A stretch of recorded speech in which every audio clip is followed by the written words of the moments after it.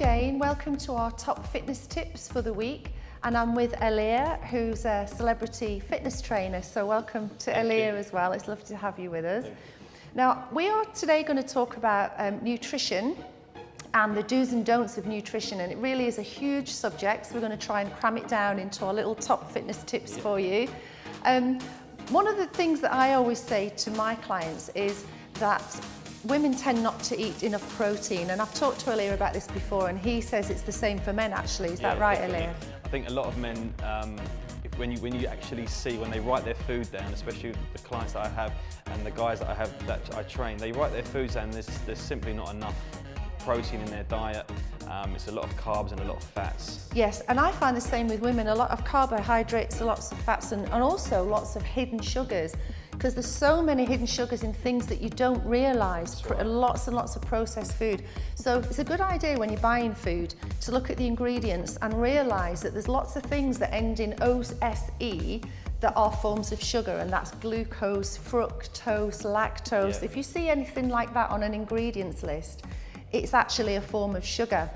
And you know, obesity is a growing problem all over the world, and it's largely due to sugars and fats and unhealthy eating, isn't it? And I think it also gives you that spike as well. So you've got energy for, you know, maybe 10 to 20 minutes, and then suddenly you just take a slump, and again you keep having that effect, and you want more of those carbs, and then you keep having carbs, and you keep having those kind of like big highs and then like big lows in the day. So definitely a no-no to stay away from. I think so, and I think linking into what you're saying about carbs, it's good to understand the difference between the two types of carbohydrates, because you've got refined and unrefined, and all the refined stuff is the bad stuff. That's the stuff you get in cakes and biscuits and bread and sweets. So that's no good. But the kind of thing like the brown pasta and the granary type bread, that type of carbohydrate is what you should be going for.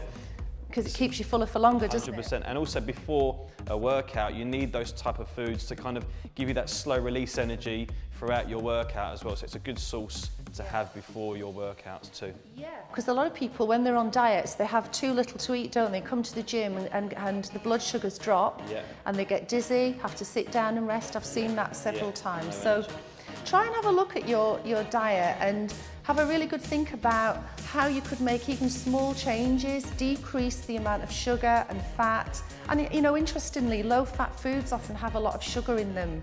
So it's good to try and keep a low-fat diet, but just make sure that in doing that, that you're not taking in more sugar than you realise. So check the ingredients, I think. 100%.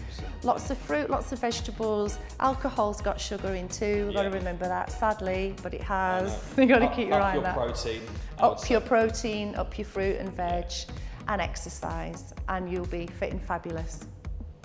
So try that, and we'll see you next time for our fitness tips.